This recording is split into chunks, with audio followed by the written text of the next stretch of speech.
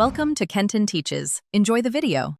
You start by confirming the 3.5 mm jack type and whether your device expects TRS stereo or TRRS mic plus stereo. Plug the headset firmly. Once inserted, watch the sound icon for device detection.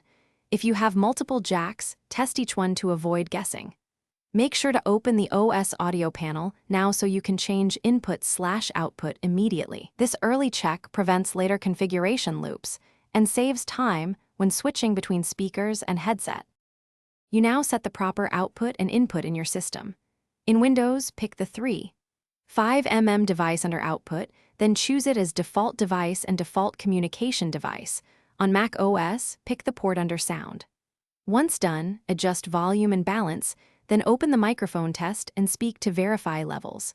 If the jack supports detection, toggle Auto Detect to solve TRS/TRRS mismatches. These steps ensure audio routes correctly and prevent muted channels or swapped mic/headphone behavior. Finish by running a playback test and recording a quick clip so you confirm both directions work. If you still get no sound, make sure drivers are up to date. Reinstall the Realtek or vendor driver and reboot. Once done, try a TRS/TRRS adapter or a known good cable to rule out hardware. If problems persist, use a USB sound dongle to bypass the jack.